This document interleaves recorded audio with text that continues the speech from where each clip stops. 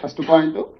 ఈ ప్రాజెక్టులను ముందుకు తీసుకెళ్లాలని 2019లో ఆనాటి ఆంధ్రప్రదేశ్ ముఖ్యమంత్రి జగన్మోహన్ రెడ్డి గారు, తెలంగాణ ముఖ్యమంత్రి చంద్రశేఖరరావు గారు ప్రగతి భవన్లో 4 సార్లు సమావేశాలు ఏర్పాటు చేసి, ఆ సమావేశాలలో ప్రధానంగా అంటే నేను ఎక్కువ డీటెయిల్ పోను కానీ నమస్తే తెలంగాణలో రాసిన దాంట్లో పెద్దన్నగా సహకరిస్తా రాయలసీమకు గోదావరి తరలింపు. దీంట్లో ఏంటంటే పట్టుదల ఉన్న సీఎం జగన్తో ఇది సాధ్యం, రతనాల సీమగా మార్చేటందుకు సహకరిస్తాం, 2 రాష్ట్రాల అభివృద్ధికి చేస్తాం, ముఖ్యమంత్రి కె చంద్రశేఖరరావు గారికి నగరంలో పెద్ద ఎత్తున. అన్న ఇది తెలంగాణ ప్రయోజనాలను దృష్టిలో పెట్టుకొని ముఖ్యమంత్రి గారు కృష్ణా బ్యారేజ్ నుంచి శ్రీశైలం నుంచి అక్కడి నుంచి వస్తే తెలంగాణకు నల్గొండ మహబూబ్ నగర్కు ఉపయోగమవుతుంది ఆ ద్వారా చెప్పారు కదా. దానికి ఇప్పుడు ఇది పార్టీ మీటింగ్ కాదన్నా, ఇది అధికారుల మీటింగ్. దాంట్లో మేమందరం సహకరించడానికి తెలంగాణ రాష్ట్రం నష్టపోతుంది, దాన్ని సహకరించడానికి మేము వచ్చినాం. మరి మళ్ళీ రాజకీయం మొదలు పెడితే రాజకీయ ఉద్దేశమే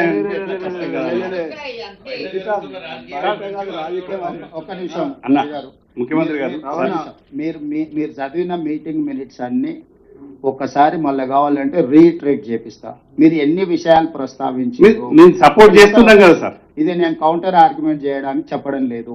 దీని అంశాలను మీ ముందర పెడితే ఎట్లా ముందుకు వెళ్ళాలనే సూచన కోసమే ఇది.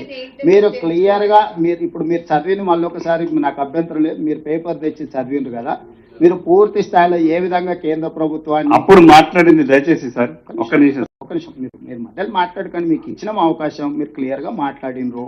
మీరు క్లియర్గా కేంద్ర ప్రభుత్వం సహకరిస్తలేదు, తెలంగాణ ప్రభుత్వం పట్టించుకోవడం లేదు. కేవలం మమ్మల్ని మాత్రమే మా కేసీఆర్ గారు ఖచ్చితంగా ఒప్పుకున్నారు. దేనికి ఒప్పుకున్నారు? వయా కృష్ణా నది నుంచి శ్రీశైలం సాగర్ నుంచి తీసుకపోతే నల్గొండ జిల్లాకి మహబూబ్నగర్ జిల్లా కూడా తెలంగాణ ప్రయోజనాలను దృష్టిలో పెట్టుకొని మాట్లాడిందే. దాని తప్ప ఇప్పుడు మళ్ళీ వేరే విధంగా మాట్లాడి చూపిస్తే సబ్జెక్ట్ డైవర్ట్ చేస్తే సపోర్ట్ చేస్తానికి వస్తున్నాం కదా. రవిచంద్ర గారు, నేనేమి సొంతంగా పొలిటికల్ స్టేట్మెంట్ ఇవ్వడం లేదు.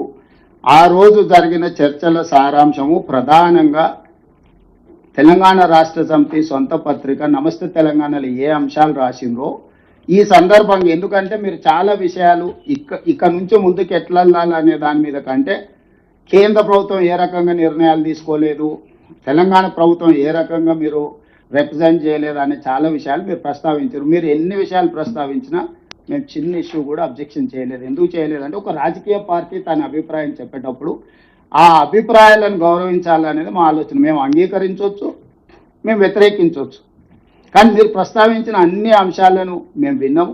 దయచేసి మీరు కూడా అదే నేను మీ సూచనలు తప్పబడతాను. నేను కూడా ఆ సూచనల నేపథ్యంలో in light of this meeting ఈ సమాచారం మిగతా సభ్యులందరి దగ్గర ఉన్నప్పుడు మనం ఏ విధంగా ముందుకు వెళ్ళాలి. ఇప్పుడు మీ మాటల్లోనే చెప్తున్నారు గోదావరి జలాలను శ్రీశైలం అంటే కృష్ణా బేసిన్ అంటే రాయలసీమ. ఇప్పుడు దాన్ని తీసుకెళ్ళి దాన్ని అడ్వాంటేజ్గా తీసుకోవాలి. ఇప్పుడు ఆయన నాగార్జున సాగర్ బైపాస్ చేస్తుంది. కంప్లీట్ చేయండి. ఇప్పుడు నేను క్లియర్గా ఇవన్నీ మీటింగ్ మినిట్స్ రికార్డ్స్ డైరెక్ట్గా ప్రెస్ మీట్లు పెట్టి చెప్పిన రికార్డ్స్ అన్ని మీకు పంపిస్తాను, అందరు సభ్యులకు పంపిస్తాను. నేను ఎవరినొకరినో కార్నర్ చేయడానికి ఎవరొకరినో తప్పు పట్టడానికి చెప్తలేను. ఏ నేపథ్యంలో ఏ రకంగా ముందుకు వెళ్ళాలనో మనం ఆలోచన చేయాల్సిన అవసరం ఉంది. విస్పష్టంగా మొట్టమొదటి మీటింగ్లో నేను ఈ సభ్యులందరికీ అధికారికంగా ఈ మీటింగ్లో నేను చెప్పదలుచుకుని this is meeting minutes of government of India Jal Shakti. ఈ మొత్తం ఎంటైర్ డాక్యుమెంట్స్ 2016లో కేంద్ర ప్రభుత్వం ఏర్పాటు చేసిన మీటింగ్ మినిట్స్, అందులో ఏ రాష్ట్ర ముఖ్యమంత్రి ఏం మాట్లాడిందో విస్పష్టంగా మీటింగ్ మినిట్స్ రికార్డు ఉన్నాయి. నేను ఇక్కడ ఇవ్వకపోయినా రఘునందన్ రావు గారు అనుకుంటే జలశక్తి మినిస్టర్ నుంచి డాక్యుమెంట్ అంతా తీసుకోవచ్చు. ఏ మెంబర్ అయినా కూడా అడిగితే ఇవ్వాల్సిందే. ఇది పబ్లిక్ డాక్యుమెంట్, మేబీ పబ్లిక్ డొమైన్లో కూడా ఉండొచ్చు, I don't know, we have to check. So this is పానిమర్ ఆరిజిన్. 3000 టీఎంసీలు సముద్రంలోకి వెళుతున్నాయి గోదావరి జలాలు, వీటిని వినియోగించుకోవాలి ఇరు రాష్ట్రాలు కలిసి అని ఆనాటి తెలంగాణ రాష్ట్ర ముఖ్యమంత్రి గారి ప్రతిపాదన ఇచ్చిండ్రు. వేరియస్ రీజన్స్తోని ఆ 3 ఏళ్ళు అది ఆ ప్రతిపాదన ముందుకు జరగలేదు. ఈ లోపల మనం కట్టుకుంటున్న ప్రాజెక్టుల మీద ఆంధ్రప్రదేశ్ అభ్యంతరాలు పెట్టింది, ఆంధ్రప్రదేశ్ కట్టుకుంటున్న దాంట్లో మీద మనం అభ్యంతరాలు పెట్టిన ఒక రకంగా జరిగిపోయింది.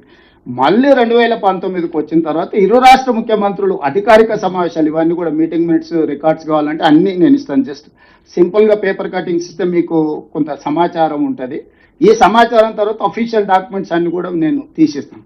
ఇందులో క్లియర్గా గోదావరి కృష్ణా జలాల సంపూర్ణ వినియోగం, నదీ జలాల వివాద పరిష్కారం, గోదావరి జలాలు శ్రీశైలానికి తరలింపు ప్రతిపాదనపై చర్చ, రెండు రాష్ట్రాల నీటి అవసరాల పంపిణీపై కేసీఆర్ దృశ్యరూప ప్రదర్శన, విద్యుత్ సంస్థల ఇతర విషయాల మీద కూడా వాళ్ళిద్దరు ఏ రకంగా మాట్లాడుకున్నారు, స్నేహగీతిక ఎలా ఉంది, ఇట్లా పత్రికలు రకరకాల.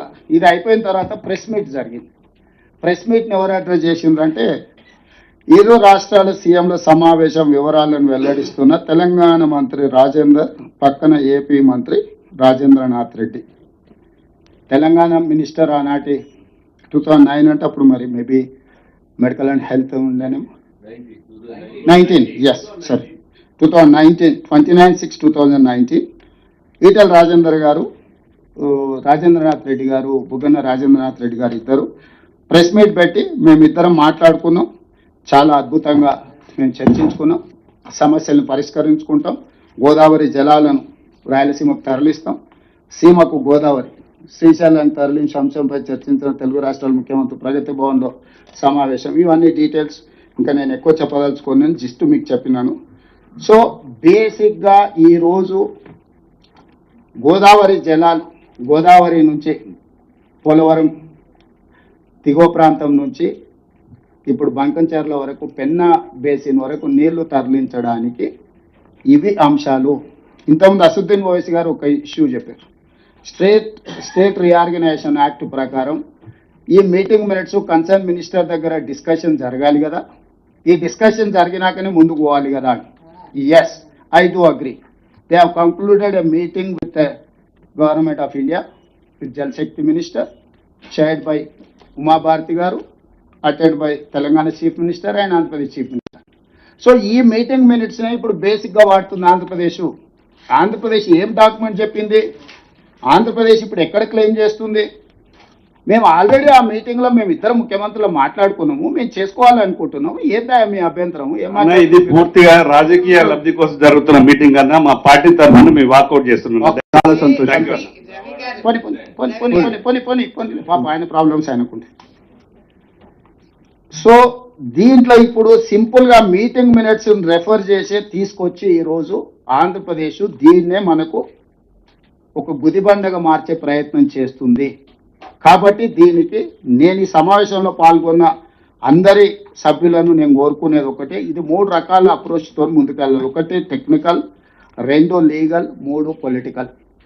పొలిటికల్ రిప్రజెంటేషన్స్ కన్సర్న్ మినిస్టర్స్ దగ్గర మేము ఇప్పటి వరకు అన్ని రకాలుగా ప్రయత్నాలు చేసినాం, రిప్రజెంట్ చేసినాం. అయినా కూడా ఒక రకంగా మనం ఆశించిన మేరకు మనకు సహకారం అందుతలేదని మనకు ఒక అనుమానం ఉంది. మళ్ళీ రేపు ఉదయం నేను మంత్రి గారు ఇద్దరం సమయం తీసుకున్నాం, సిఆర్ పాటిల్ గారి దగ్గరికి వెళ్ళి వీటన్నిటిని కూడా రిప్రజెంట్ చేస్తాం. అక్కడ కూడా ఆగనప్పుడు ఎట్లాగో జూలైలో పార్లమెంట్ సమావేశాలు వస్తున్నాయి. పార్లమెంట్ సమావేశాలు తెలంగాణ రాష్ట్ర ప్రభుత్వం తరఫున జలశక్తి మినిస్టర్ కావచ్చు, ఫైనాన్స్ మినిస్టర్, ఎందుకంటే ఫైనాన్సింగ్ లేకుండా, ఎన్విరాన్మెంట్ క్లియరెన్స్ లేకుండా, ఎందుకంటే దీంట్లో ఎన్విరాన్మెంట్ అనేది కూడా very important thing. Bhupendra Yadav గారు కన్సర్న్ మినిస్టర్ అనుమతులు ఇవ్వకుండా, అదేవిధంగా బ్యాంకుల నుంచి సపోర్ట్ లేకుండా finance minister, list of ministers కూడా లిస్ట్ అవుట్ చేసుకొని ఇంక్లూడింగ్ ప్రైమ్ మినిస్టర్, అందరు అపాయింట్మెంట్స్ తెలంగాణ రాష్ట్ర ప్రభుత్వం తరఫున పార్లమెంట్ సమావేశాలలో అడుగుతాము. ఎవరు ఏ సమావేశాలు ఇచ్చినా నేను, ఉత్తమ్ కుమార్ రెడ్డి గారు, మిగతా ఇంపార్టెంట్ ఫంక్షనరీస్